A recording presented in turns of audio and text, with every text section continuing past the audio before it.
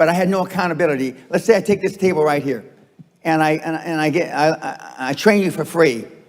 You know, some of you are going to go learn how to play golf better. Some of you, there's no accountability. That is why I don't like a charitable organization, because it's hard to keep people accountable that work for a charity. I mean, they're doing it for free, right? So I went from free to high-priced to only at the castle, where I hold them accountable. And then you started coaching. Why didn't you start another company? Because first of all, it sounds strange in hindsight. I found making $450 million easy. Easy. And I wanted to do something more with my life. And so when I got into the financial coaching, I wanted to change the fabric of financial coaching, which I have. And I wanted to be known as and now that's what they call me, the greatest of all time. But this was just me flapping my mouth 25 years ago. Now I am the greatest of all time, vis-a-vis creating wealth through people like yourselves. And I wanted to leave that legacy. And I wanted people, like, I'm from the barrio, I'm a real rough background, been in jail 5 times, did a lot of ugly things, which I don't recommend to anybody.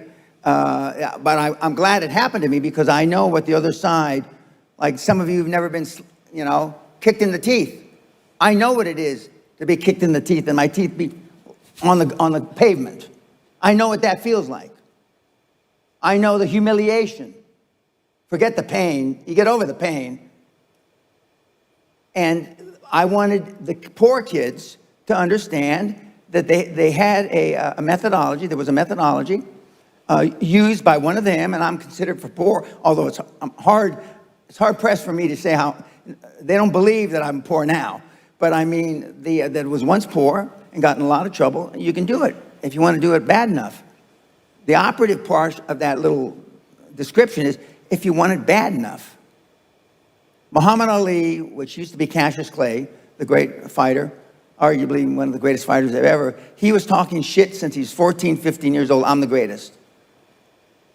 Before he ever had a professional fight. In athletics, it's more accepted to talk shit. Okay? You've been trained, keep your head down, don't embarrass yourself, don't embarrass the family, don't say things that may not happen. And I do just the opposite. I tell you to set goals beyond your lifetime. I tell you to set goals as soon as humanly possible. When kids come to me, they want to make 1 million, 10 million, and then when they've made 100 million, they say, Mr. Pena, we would have never, ever dreamt that we could create 100 million until we met you. You will never exceed your highest expectation. You will never exceed your highest, craziest thought. Never. That's a guarantee. And so then why, other than you've been taught by your parents in conventional wisdom, to set low goals?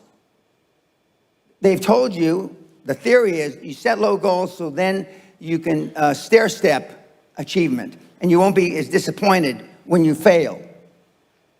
That's the theory. But normally the person or the persons that have proposed that theory are poor. And but QLA's there. Most people who come to the castle pay about 16,000 euros. It's about in euros. That's a lot of money for most people. Are they poor? How do they get the money to go to the castle? And why they do Well, it? the castle is sold out for a year, so don't bother going to the bank and going borrowing any money. Please, don't bother my office. I'm not here to sell you a castle, believe me. But they fall into 3 categories, the kids that come to the castle. And I call you all kids because I'm either old enough to be your father or grandfather, okay? Now, in an audience I was a couple days ago, there were actually 2 guys my age. So, and one couldn't hear, and he was trying to go like this, But he says, I can hear you, Mr. Pena. Well, that's good, because it's very seldom that somebody in the audience can't hear me. So, they fall into 3 categories. 10 years ago, my demographics were between 40 and 55, meaning the people that came were interested in me. 10 years later, my demographics are 15 to 35. 15 to 35.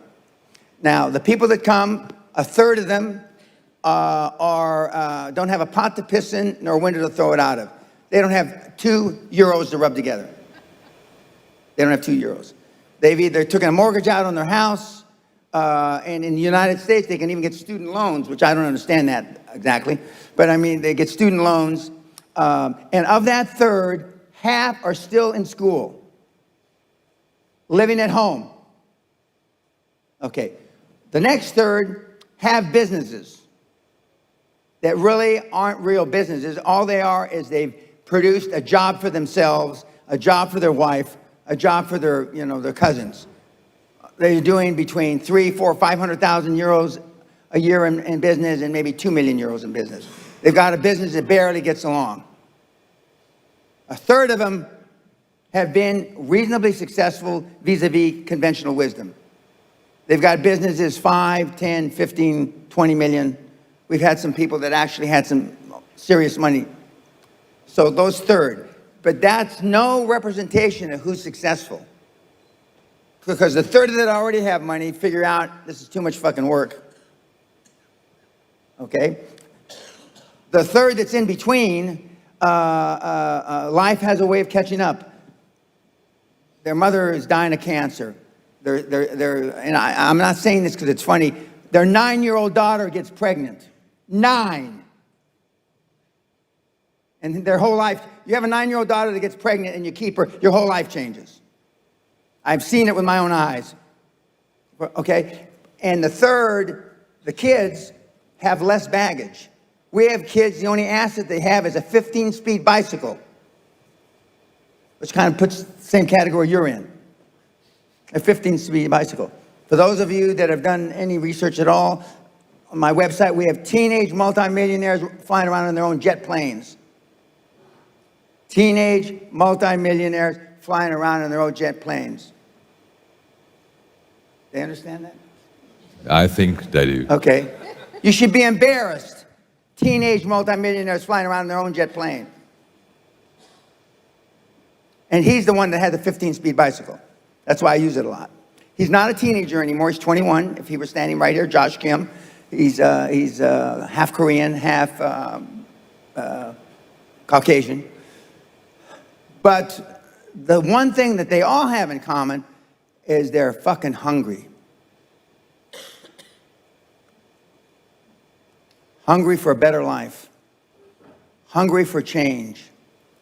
Hungry for the tough love their parents didn't give them. So is that what it needs? You have to be hungry. You need to feel the pain. Growth only comes through pain. You probably don't have any athletes in the audience. But anyway, for those that have read about being an athlete, okay, no pain, no gain. It's the same in life. Elon Musk, Steve Jobs, Dan Pena, Ted Turner, amongst a whole bunch of others, all had one thing in common. We all slept in our office the first 5 or 10 years of our business life. Slept in our office the first 5 or 10 years of our business life. I think we would like to know, how does it work? The QLA principle. Okay. The basics.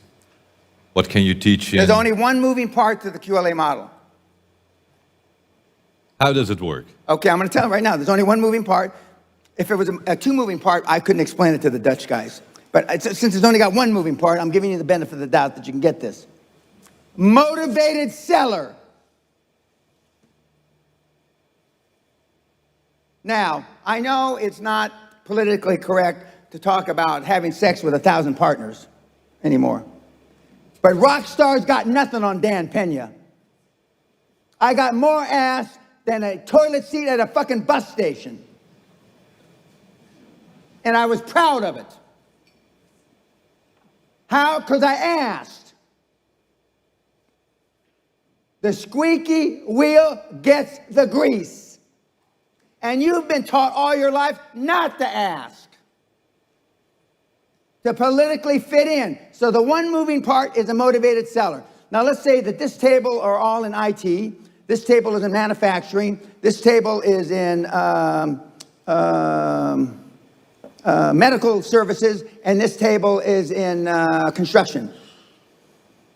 Of these 5 tables, or 5 industries I just mentioned, you're looking for a seller that is between 55 and 70.